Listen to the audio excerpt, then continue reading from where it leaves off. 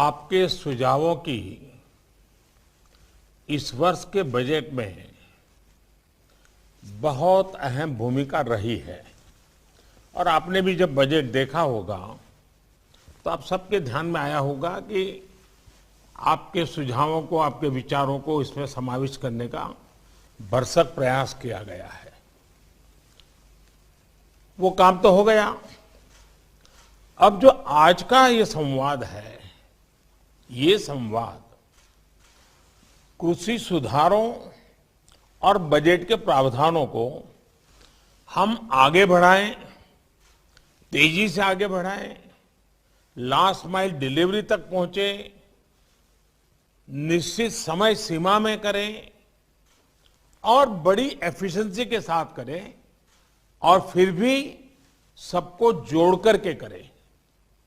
Public private partnership का perfect नमूना, centre और स्टेट का कोऑर्डिनेशन का परफेक्ट नमूना, ऐसा हम आज की चर्चा से निकालना चाहते हैं।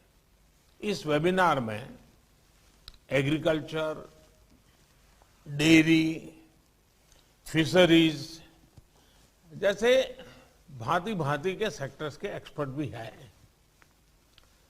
पब्लिक, प्राइवेट और कोऑपरेटिव सेक्टर के साथी भी आज हमें उनके विचारों का भी लाभ मिलने वाला है और देश के रूरल इकोनॉमी को फंड करने वाले बैंकों के प्रतिनिधि भी हैं। आप सभी आत्मनिर्भर भारत के लिए जरूरी आत्मनिर्भर ग्रामीण अर्थव्यवस्था के महत्वपूर्ण स्टेक होल्डर्स हैं। मैंने कुछ समय पहले संसद में इस बात को विस्तार से रखा था कि कैसे देश के छोटे किसानों को ध्यान में रखते हुए सरकार ने बीते वर्षों में अनेक महत्वपूर्ण निर्णय लिए हैं। इन छोटे किसानों की संख्या 12 करोड़ के करीब है और इनका सशक्तिकरण, इन छोटे किसानों का एम्पावरमेंट ही भारतीय कृषि को अनेक परेशानियों से मुक्ति दिलाने में बहुत मदद करेगा। इतना ही नहीं, ग्रामीण इकोनॉमी का ड्राइविंग फोर्स भी वही बनेगा। मैं अपनी बात आगे बढ़ाने से पहले बजट में कृषि के लिए जो किया गया है उसकी कुछ हाइलाइट्स आपके सामने दोहराना चाहता हूं। मैं जानता हूं आप इन सारी बातों से परिचित हैं। सरकार ने इस बार एग्रीकल्चर क्रेडिट टारगेट को बढ़ाकर 16,50,000 करोड़ रुपया कर दिया है। इसमें भी पशुपालन, डेयरी और फिशरीज सेक्टर को प्राथमिकता दी गई है। रूरल इंफ्रास्ट्रक्चर फंड को भी बढ़ाकर 40,000 करोड़ रुपया कर दिया गया है। माइक्रो इरिगेशन फंड की भी राशि बढ़ाकर 2 गुना कर दी गई है।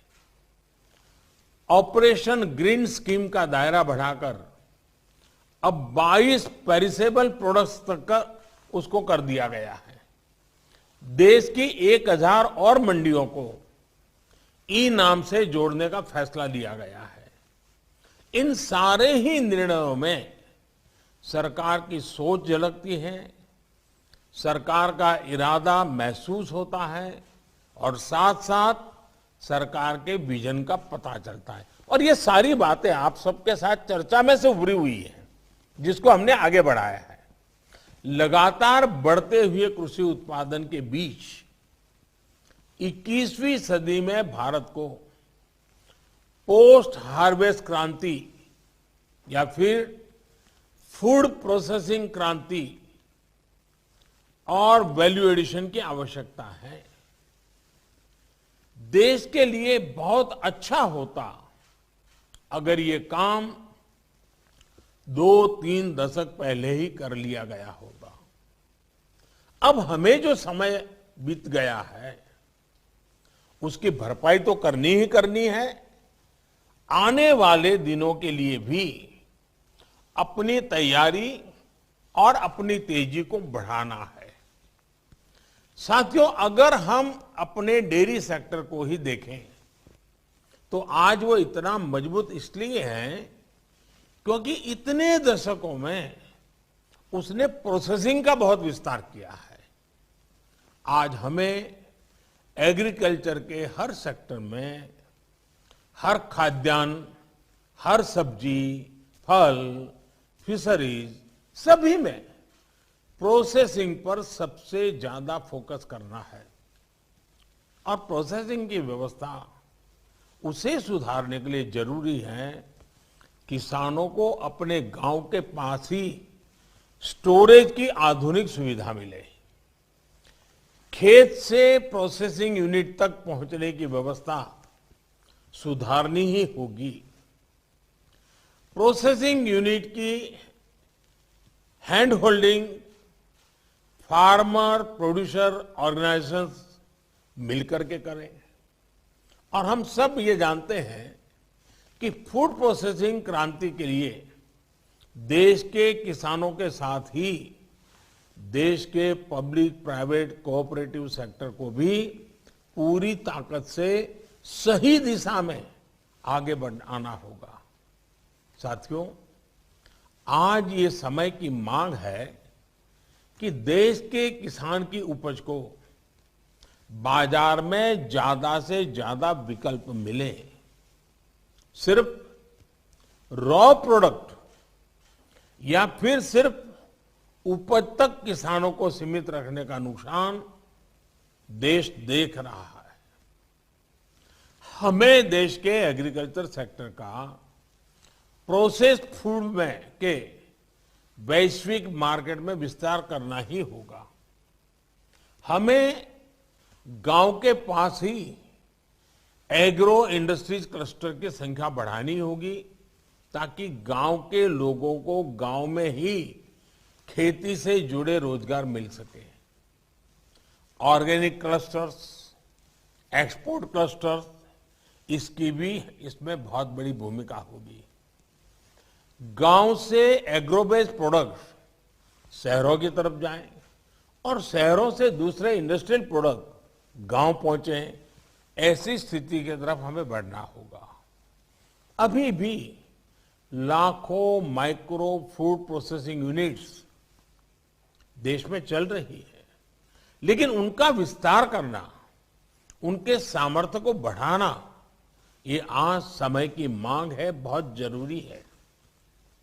वन डिस्ट्रिक्ट वन प्रोडक्ट, इस योजना कैसे हमारे उत्पादों को विश्व बाजार तक लेकर जाएं, इसके लिए हमें पूरी ताकत से जुटना होगा। साथियों, सिर्फ खेती ही नहीं, यहां तक कि फिशरीज सेक्टर में प्रोसेसिंग का भी एक बहुत बड़ा स्कोप हमारे यहां है। भले ही हम दुनिया के बड़े फिश प्रोड्यूसर हैं, एक्सपोर्टर में से एक है, लेकिन प्रोसेस्ड फूड के इंटरनेशनल मार्केट में हमारी उपस्थिति बहुत सीमित है। भारत की फिश ईस्ट एशिया से होते हुए प्रोसेस्ड फॉर्म में विदेशी मार्केट तक पहुंची है। ये स्थिति हमें बदलनी होगी।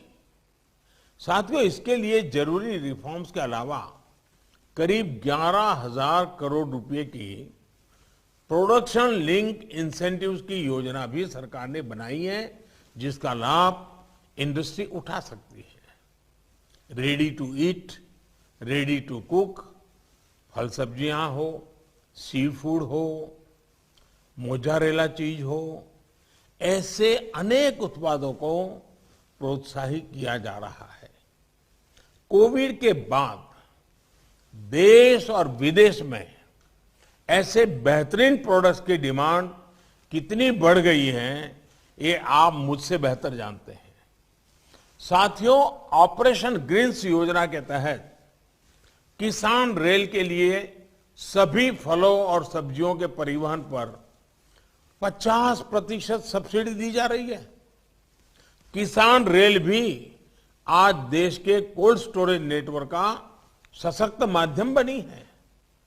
ये किसान रेल छोटे किसानों, मछुआरों को बड़े बाजार और ज्यादा डिमांड वाले बाजार से जोड़ने में सफल हो रही है। बीते 6 महीने में ही करीब 350 किसान रेल चलाई जा चुकी हैं और इनके जरिए करीब करीब 1 लाख मैट्रिक टन फल और सब्जियां ट्रांसपोर्ट की जा चुकी है।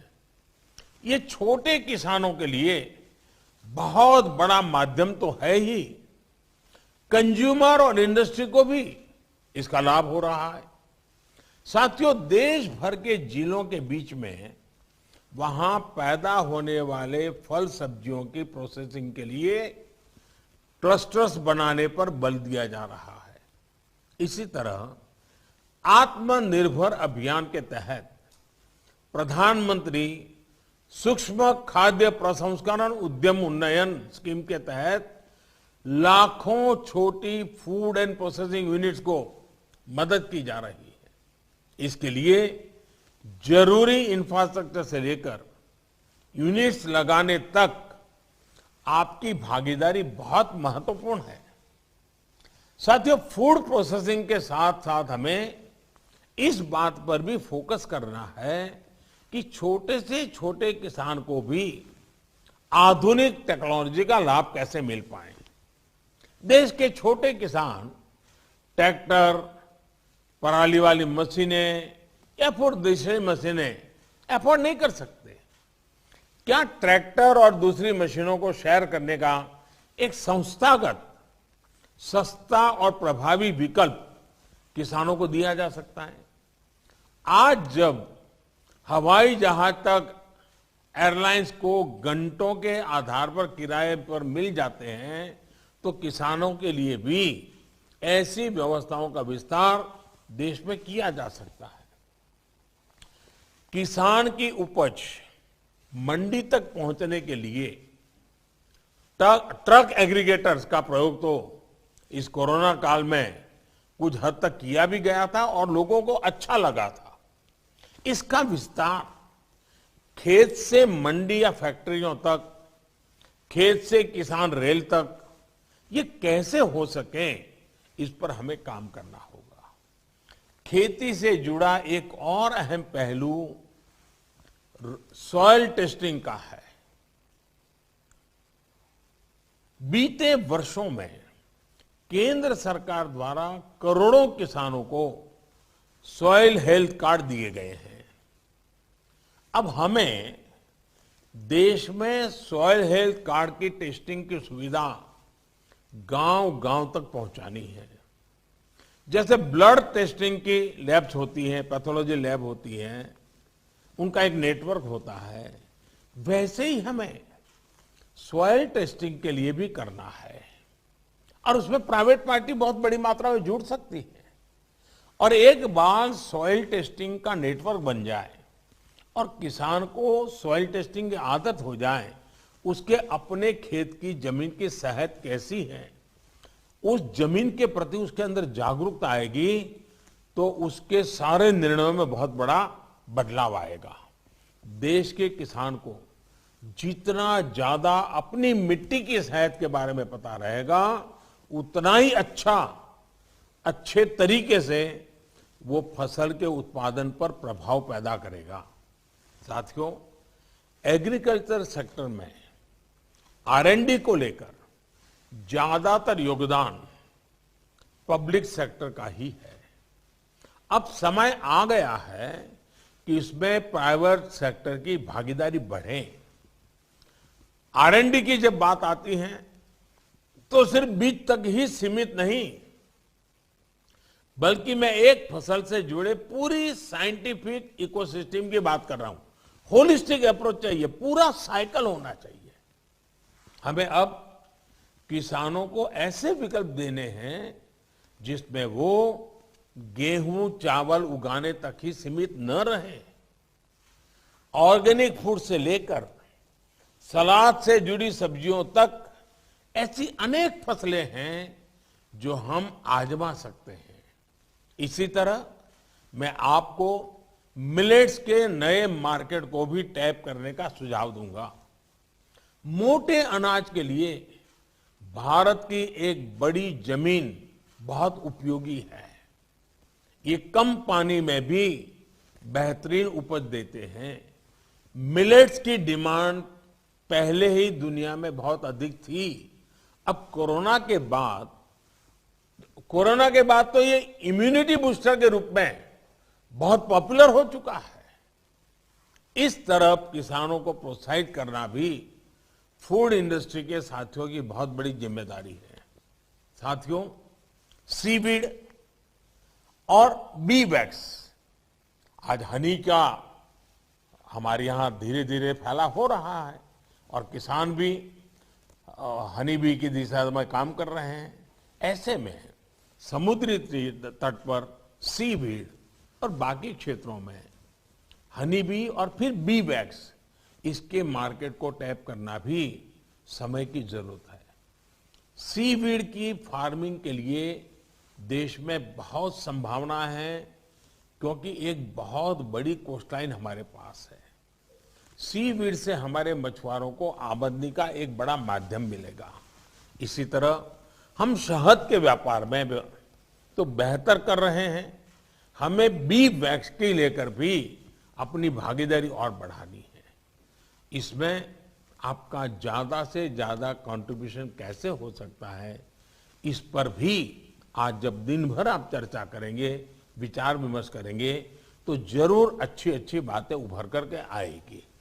जब प्राइवेट सेक्टर की ये भागीदारी बढ़ेगी तो स्वाभाविक रूप से किसान का भरोसा भी बढ़ेगा। हमारे यहां कॉन्ट्रैक्ट फार्मिंग लंबे समय में से किसी न किसी रूप में की जा रही है। हमारी कोशिश ये होनी चाहिए कि कॉन्ट्रैक्ट फार्मिंग सिर्फ एक व्यापार बनकर ना रहे, बल्कि उस जमीन के प्रति हमारी जिम्मेदारी को भी हम निभाएं।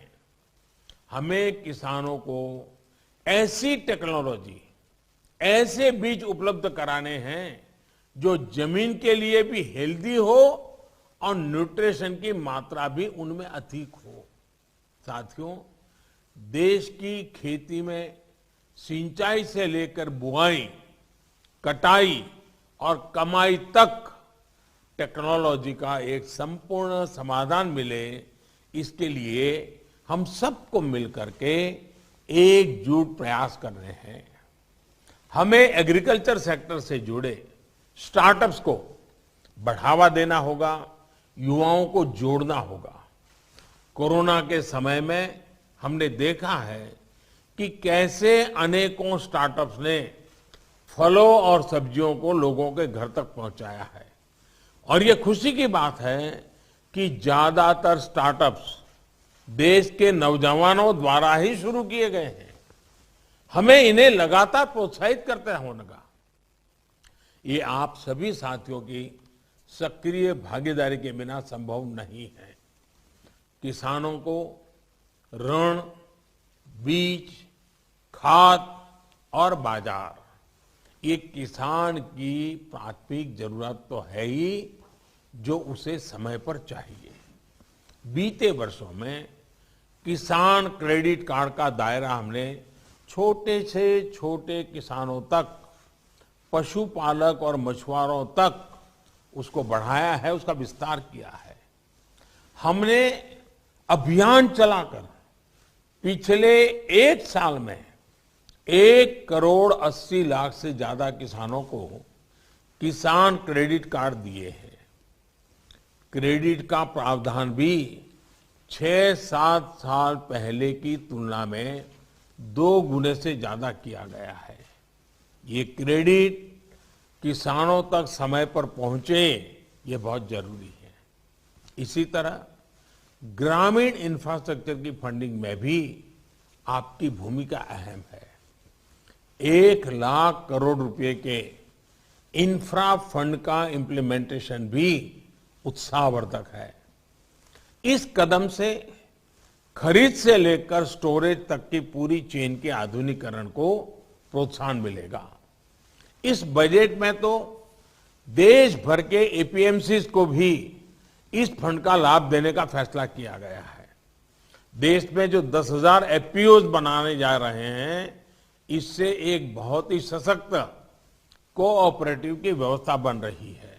साथियों, इन संगठित प्रयासों को हम आगे कैसे बढ़ा सकते हैं, इससे जुड़े आपके सुझाव बहुत अहम है। इस क्षेत्र में आपका एक अनुभव है, आपका एक विजन है। सरकार की सोच, सरकार का विजन, सरकार की व्यवस्था, आपकी शक्ति, ये हमें मिला करके देश के कृषि क्षेत्र में बदलाव लाना है। इस संवाद के दौरान आप जो भी सुझाव भारत की कृषि के लिए, भारत की ग्रामीण अर्थव्यवस्था के लिए आपकी तरफ से जो भी विचार आएंगे, उनसे सरकार को बहुत मदद मिलेगी। आपके क्या प्लान है, सरकार और आप सभी साथ मिलकर कैसे चलेंगे, इस पर आप सभी खुले मन से चर्चा करें। आपके मन में जो विचार है जरूर दीजिए। हाँ, आपको लगता है कि बजट में ऐसा ना होता तो अच्छा होता, ये होता तो अच्छा होता, तो कोई ये आखिरी बजट नहीं है। इसके बाद भी कई बजट हम लेकर के आने ही वाले हैं। आप लोगों ने हमें सेवा करने का मौका दिया है तो हम करते रहेंगे। इस बार तो जो बजट में आया है, उसको आने वाले 1 साल में कैसे लागू करना, जल्दी से जल्दी लागू करना, ज्यादा से ज्यादा लोगों तक लाभ पहुंचाना, इसी पर आज का संवाद फोकस रहेगा, केंद्रित रहेगा। बहुत लाभ होगा। मैं चाहता हूं कि आपकी एक खुले मन की चर्चा हमारे खेतों को, हमारे किसान को, हमारे एग्रीकल्चर सेक्टर को, हमारे ब्लू इकोनॉमी के क्षेत्र को, हमारी व्हाइट रिवॉल्यूशन के क्षेत्र को बहुत बड़ी ताकत देगी। फिर एक बार मैं आपका बहुत बहुत आभार व्यक्त करता हूं। धन्यवाद।